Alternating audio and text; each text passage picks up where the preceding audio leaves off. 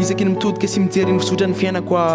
dia mametra-panontaniana hoe taizany lalako raha tsy nisy ny famindraponao sy ny fahasoavanao ray misaotra anao satria miaino ahy ianao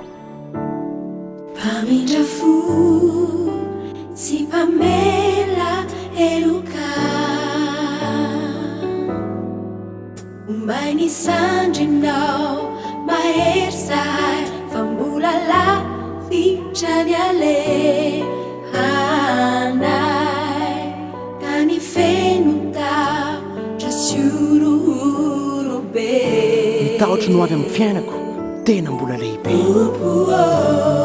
tompo enoy aho ankininay aminao ny fiainanay fantatrao fa mare tsy usizay kamilatra nerinao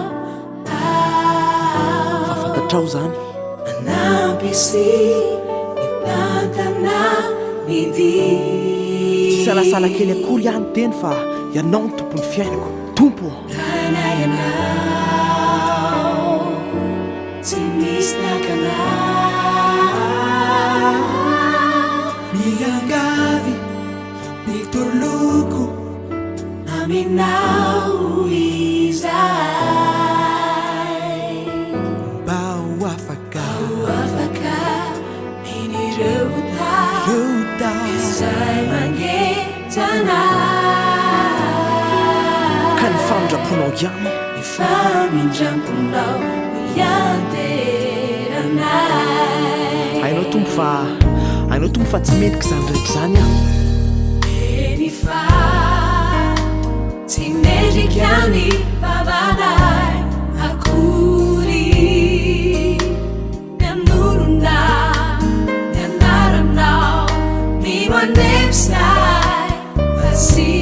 volavinao satria tena tia aminay ianao ianao no ambory sy bevonina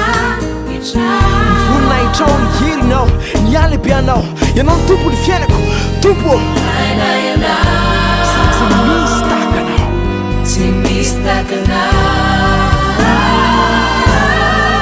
miangavy mitoloko aminao izay mba ho afaka minireo zangejana izay mangetana sady ny famindramponao no ianterana tsy tsatry ny laza tsy homenatra ho reny zao tontolo izao fa